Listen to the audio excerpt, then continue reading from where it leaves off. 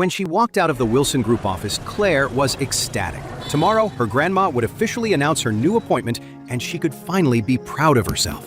Thinking about it, she couldn't help but say to Charlie, "Charlie, thank you. If it wasn't for your encouragement, I never would have dared to take this on." Charlie smiled. "You deserve it, honey." Then he added, "By the way, honey, shouldn't we celebrate something this big?" Claire nodded. "How do you want to celebrate?" Charlie smiled. "Well, our third wedding anniversary is coming up soon, so let's celebrate both at once. I'll handle all the plans, so you don't have to worry about a thing." Claire asked, "Are you planning a surprise for me?" "Yep." Charlie nodded and smiled. "I want to do something really special for you." A warm feeling spread through Claire's chest. "Okay," she said. "Then I won't ask you what it is." "Don't ask," Charlie said. "Just wait." To prepare a special wedding anniversary for his wife, Charlie started brainstorming. The main theme was making it up to her. After all, he'd been so poor back then that he couldn't afford to buy her gifts, and they never even had a proper wedding. Now that he had money, he was determined to make it right. After he and Claire went their separate ways for the day, Charlie headed to a jewelry store called Rare Earth in the heart of Oris Hill. Rare Earth was the most famous jewelry store in the region. Gold, platinum, diamonds, and jade, you name it, they had it. Charlie wanted to buy a gift for his wife first, and then go to the best hotel to book a belated wedding celebration. When he arrived at Rare Earth, the sales associates took one look at his cheap, knockoff branded tracksuit and didn't even bother to greet him. Charlie looked around for a while and saw a diamond necklace locked in a display case. The necklace was made from the highest quality diamond, a flawless stone, and its elegant style seemed like a perfect match for Claire's personality. Charlie glanced at the price tag. $13 million. To him, it was nothing. So he motioned to a salesperson. "Excuse me," he said. "Could you take this necklace out so I can take a look?" The salesman glanced at Charlie's clothes and said, "I don't have the key. It's with my manager." After speaking, he used his walkie-talkie.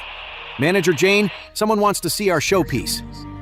A moment later, a striking woman hurried over, looking excited. Her name was Jane, and she was the sales manager. "Who is the special guest who wants to see our showpiece?" The salesman, Leo Thorne, pointed to Charlie.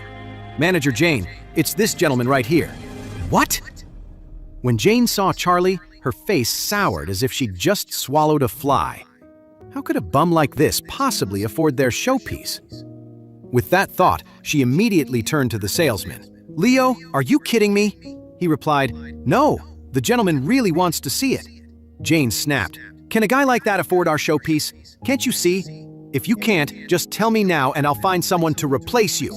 Jane prided herself on being an excellent judge of character. She believed she could size up a person's financial status in a single glance. So, she had already decided that Charlie was just some poor loser.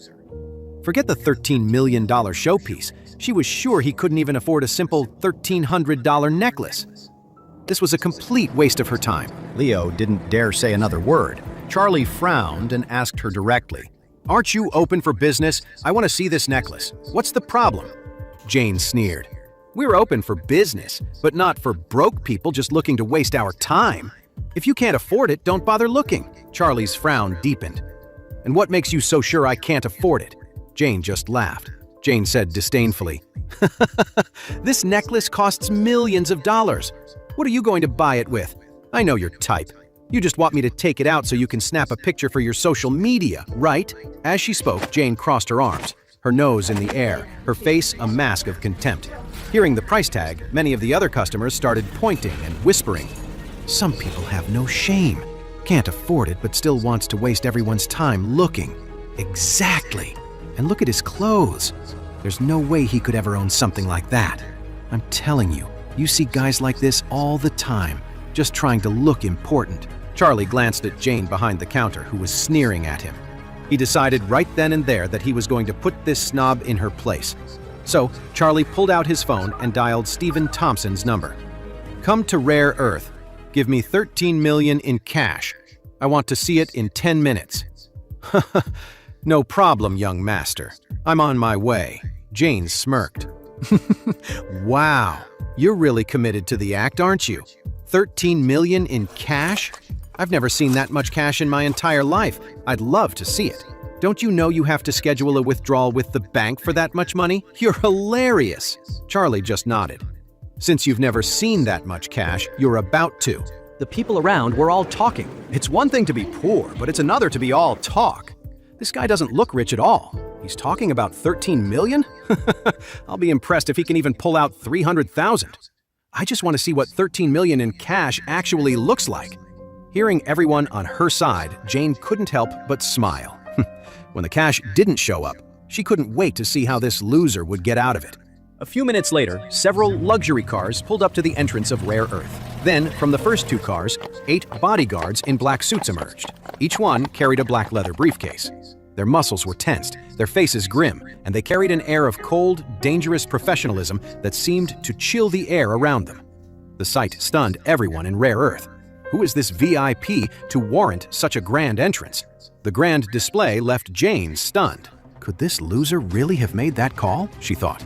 But she quickly dismissed it. No way! A bum like him couldn't possibly know someone this powerful. Stephen stepped out of the 3rd car and strode into Rare Earth.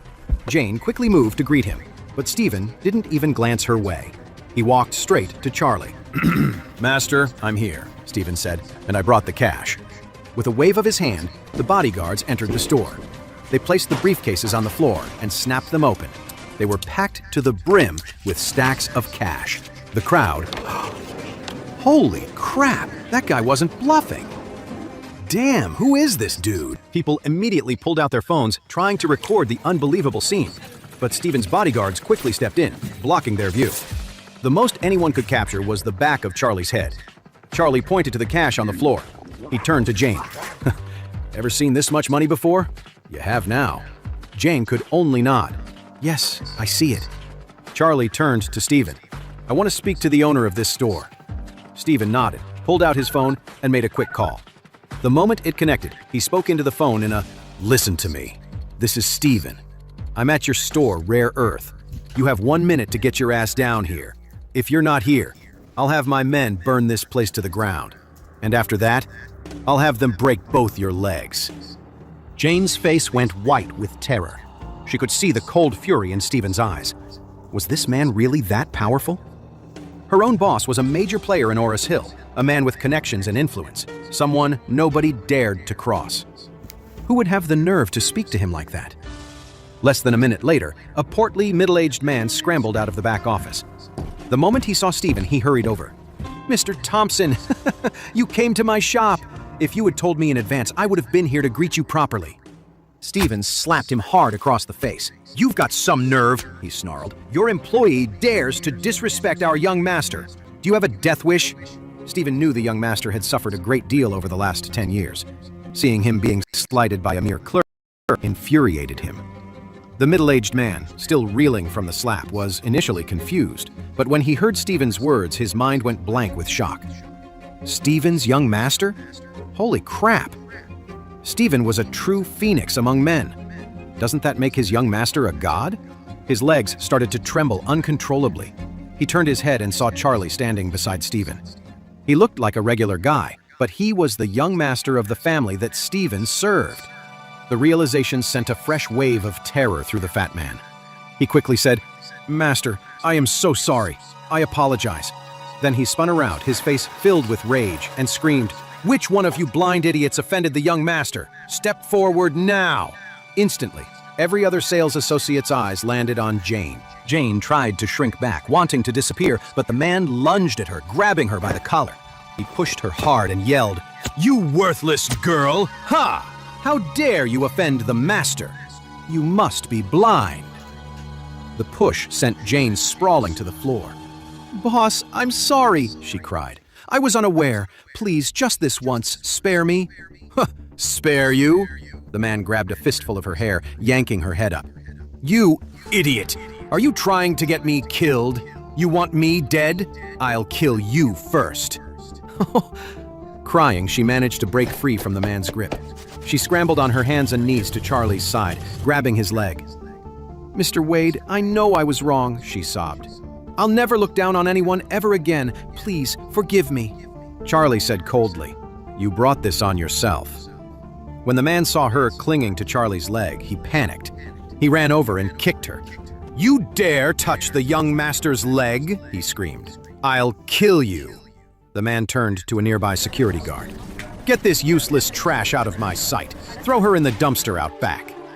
Yes, boss. The security guards wasted no time. They immediately dragged Jane out of the store. With a blank expression, Charlie turned to the man.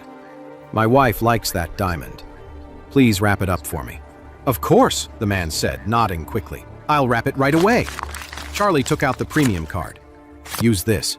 Then he turned to Stephen. You can take the cash back. The man quickly interjected. Mr. Wade, you like this diamond. Please, accept it as a small gift from me. I don't need you to do that, Charlie said flatly. Mr. Wade, please, the man pleaded. It's just a small token. Please accept it. Stephen leaned into Charlie. Mr. Wade, since he's offering it as an apology, you should probably take it. Otherwise, he won't be able to sleep tonight. Charlie hesitated for a moment, then gave a slight nod. Fine. In that case, thank you. Seeing Charlie accept the diamond necklace, the man let out a huge sigh of relief. If Charlie had refused, he was terrified Stephen would have held it against him. A man with his power could ruin him with a snap of his fingers. Just then, Stephen asked Charlie, Mr. Wade, would you like me to give you a ride? No, Charlie said, waving his hand dismissively. Where's the back door? I'll go by myself. The onlookers had seen something truly incredible today. Several luxury cars had delivered $13 million in cash, all just to buy a piece of diamond. And in the end, the owner of Rare Earth hadn't even dared to take the money. Who was this unassuming young man? Many people uploaded videos of the incident, and it quickly went viral. Online, people were calling the mysterious man the super-rich second generation. He was given nicknames like the Mystery Tycoon and God-Tier Billionaire.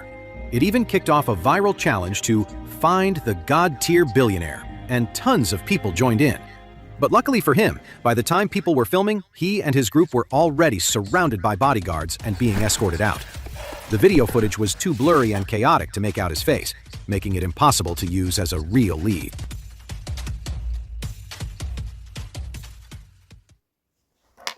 Having Rare Earth